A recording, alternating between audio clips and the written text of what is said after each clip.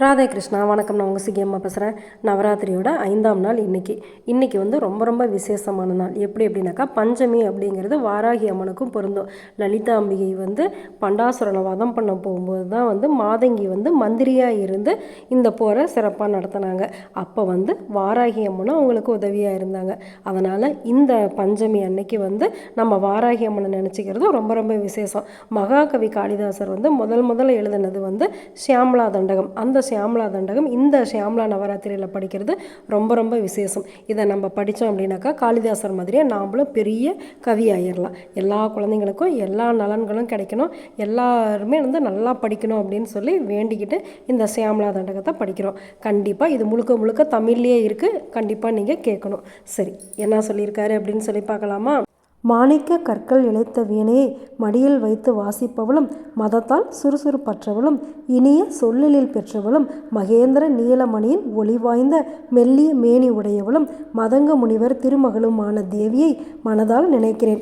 4 கைகள் உடையவளே, பிறை நிலவை தலையில் ஆபரணமாக சூடியவளே, உயர்ந்த கொங்கைகள் கொண்டவளே, குங்குமப்பூச்சால் சிவந்தவளே, கரும்பு, வில், பாசம், அங்குசம், மலர்கணைகள் ஆகியவற்றை கரங்களில் கொண்டவளே, உலகின் ஒரே தாயே, உன்னை வணங்குகின்றேன். மரகதம் போல் கரிய நிறத்தினளும், மதங்க முனிவரின் மகளும், மதம் நிறைந்தவளும், மங்கள ரூபிணியும், கதம்பவனத்தில் உறைபவளும், அன்னை வடிவனலும் ஆகிய தேவி, கடைக்கண்ணால் என்னை பார்த்தருள்வாயாக.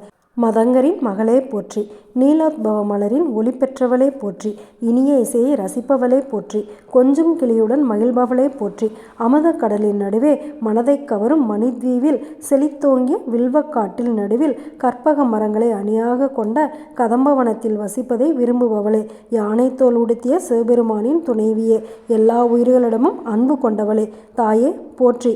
மலைமகளே, பக்தியுடன் ஆரம்பிக்கப்பட்ட இசையை ஆமோதிப்பதற்காக தலையை அசைக்கும் போது கூந்தலில் அணிந்துள்ள கதம்ப மாலை பின்கழுத்தில் மென்மையாக அசைக்கின்ற கழுத்தை உடையவளே, தலையணையாக அமைந்த பிறை நிலவின் கதிர்கற்றையால் அழகுற்று விளங்கும் கரிய கூந்தலை உடையவளே, உலகோரால் வழிபடப்படுபவளே, மன்மதனின் கேளிகைகளுக்கான வில்லை ஒத்த புருவக்கொடியில் மலர்ந்த மலர் கொத்துதானோ என்ற சந்தேகம் கொள்ளச் செய்கின்ற விழிகளை உடையவளே, சொல்லமதால் அன்பர்களை நினைப்பவளே, சிறந்த கோரோஜன கலவையால் பொட்டிட்டு அழகுடன் மிளிர்பவளே, மனதை களிப்புறச் செய்பவளே, மகாலட்சுமி தாயே, நன்றாக ஒளி வீசும் வாளி என்ற தோட்டில் உள்ள முத்து வரிசைகளின் ஒளிக்கற்றையால் உனது கன்னப்புறங்கள் ஒளி பெற்று திகழ்கின்றன.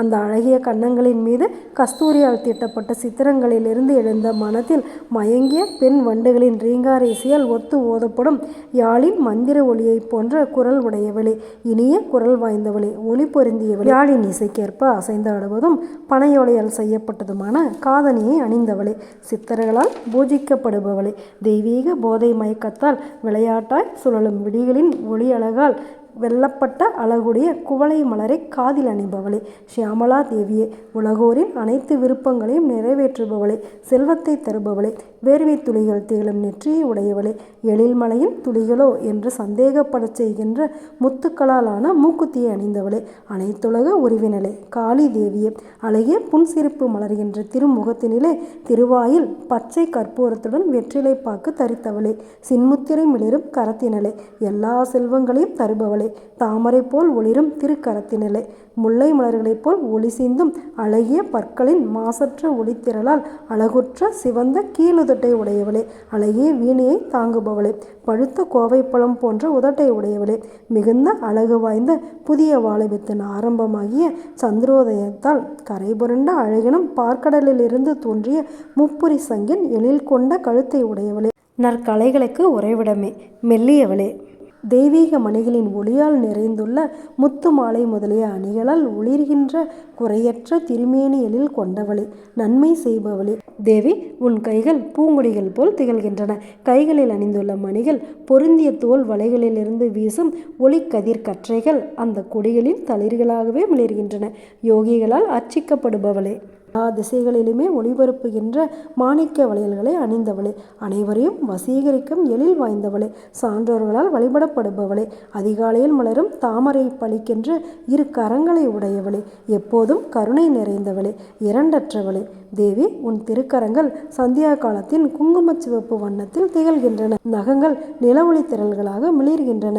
அந்த கரங்களில் அணிந்துள்ள மோதிரங்கள் பேரொளி வீசி பொழிகின்றன.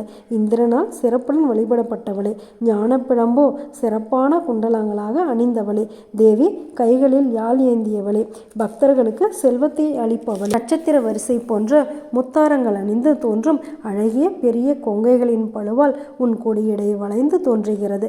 அந்த வளைவினால் இடையெனும் அழகு கடலில் 3 மடிப்புகள் அலை போல் எழுந்து காட்சியளிக்கின்றன.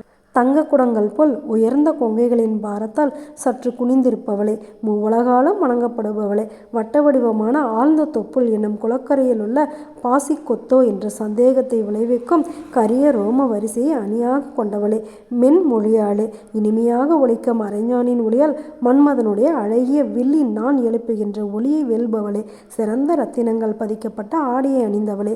தேவி, உன் மேகலையில் பதிக்கப்பட்டுள்ள பத்மராக கற்கள் சிந்துகின்ற ஒளியால் உன் இடைப்பகுதி பொன்மயமான மேருமலையின் தாழ்வரை போல் பிரகாசிக்கிறது. நீயும் நிலவென குளிர்ந்து தோன்றுகிறாய். ஷியாமலா தேவி, மலர்ந்த புதிய பலாச மலர் போல் சிவந்த மெல்லிய பட்டால் உன் அழகிய கால்கள் மறைக்கப்பட்டுள்ளன. சிந்தூரத்தால் சிவந்திருக்கும் ஐராவதத்தின் சிறந்த துதிக்கையை வெல்பவை போல் அவை தோன்றுகின்றன. இல்லையோ என்று சந்தேகப்படும் அளவிற்கு உன் எடை சிரித்துள்ளது.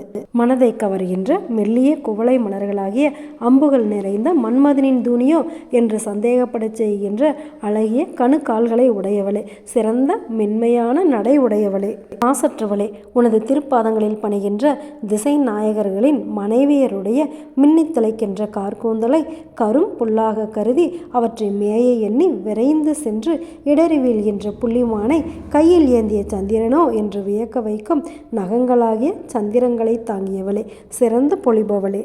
இந்திரன், விஷ்ணு, சிவன், வருணன், பிரம்மன், யமன், நிருத்தி, குபேரன், வாயு, அக்னி போன்ற தேவர்கள் உன்னை பணிகின்றனர். அவர்களின் கிரீடங்களில் பதிக்கப்பட்டுள்ள மாணிக்க மணிகளில் இருந்து பொழிகின்ற ஒளி இளவெயிலென திகழ்கிறது. உனது திருவடி தாமரைகளில் தீட்டப்பட்டுள்ள செம்பஞ்சு குழம்பிலிருந்து எழுகின்ற செவ்வொளி அந்த இளவெயிலின் மெல்லொளியை வெல்வது போல் திகழ்கிறது.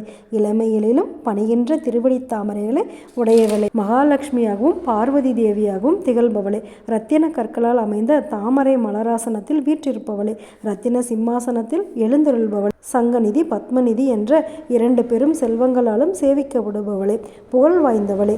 அங்கே விநாயகர், துர்காதேவி, வடுகர், சேத்திரபாலர் ஆகியோருடன் எழுந்தருள்பவளே, உல்லாசமாக திரிகின்ற மாதங்கன்னிகளால் சூழப்படுபவளே, மஞ்சுளா, மேனகா முதலிய அழகிய மங்கையரால் வணங்கப்படுபவளே, 8 பைரவர்களால் சூழப்படுபவளே, வாமை முதலான தேவியரால் சேவிக்கப்படுபவளே.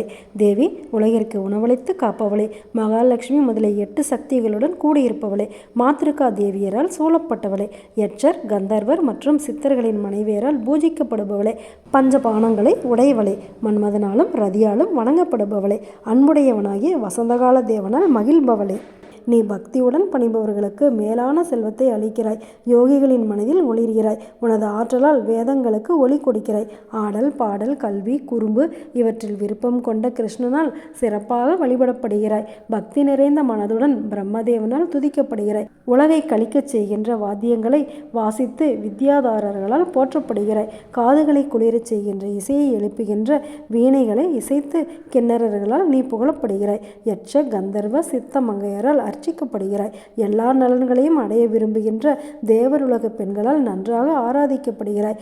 அனைத்து அறிவு வடிவமாக சிறந்த கதைகளை நன்றாக சொல்லக்கூடிய கழுத்தின் அடிப்பாகத்தில் 3 வண்ண கோடுகளை உடைய இளம் பச்சை நிறத்தில் கம்பீரமான 2 இறக்கைகளை உடைய புரச மலரின் அழகை பழிக்கின்ற அழகான அழகையுடைய கிளியை கொஞ்சி கழிக்கிறாய். போன்ற 2 கைகளில் ஸ்படிக மணிகளாலான ஜபமாலையும் அறிவின் சாரமான புத்தகத்தையும் மற்ற 2 கைகளில் அங்குசம், பாசம் ஆகிய ஆயுதங்களையும் தரித்தவளே, இந்த உருவத்தில் உன்னை மனதால் தியானிப்பவனின் வாயிலிருந்து உரைநடையும் கவிதையும் சிறந்து விளங்குகின்ற வாக்குகள் வெளிப்படும். செவ்வொளி வீசும் திருமேனி உடையவளாக உன்னை தியானிப்பவனுக்கு பெண்களும் ஆண்களும் வசப்படுவார்கள். பொன்னிறமுடையவளாக உன்னை தியானிப்பவன் ஆயிரக்கணக்கான செல்வங்கள் பெற்று ஆனந்த வாழ்வு வாழ்வான்.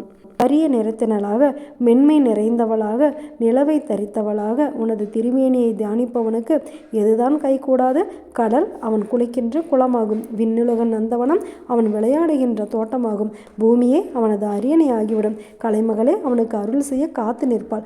மகாலட்சுமி தானாகவே அவனது பணிப்பெண்ணாவாள்.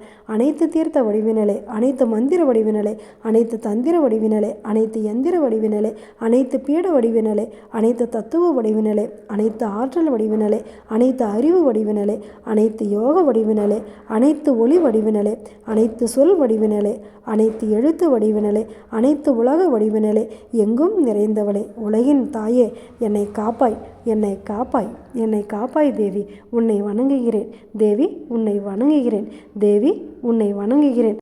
அம்மா ராஜமாதங்கியே, எனக்கு தெரிஞ்ச அளவுக்கு நான் இதில் படிச்சிருக்கேன். இதில் எந்த பிழை இருந்தாலும் நீ தான் அதை பொறுத்து காத்து அருள வேண்டும். இந்த ஷியாமளா தண்டகத்தை படிக்கிறதுனால குழந்தைகளுக்கு நல்ல பேச்சு வருமா, நல்ல கல்வி, அறிவு, செல்வம் எல்லாமே கிடைக்குமா.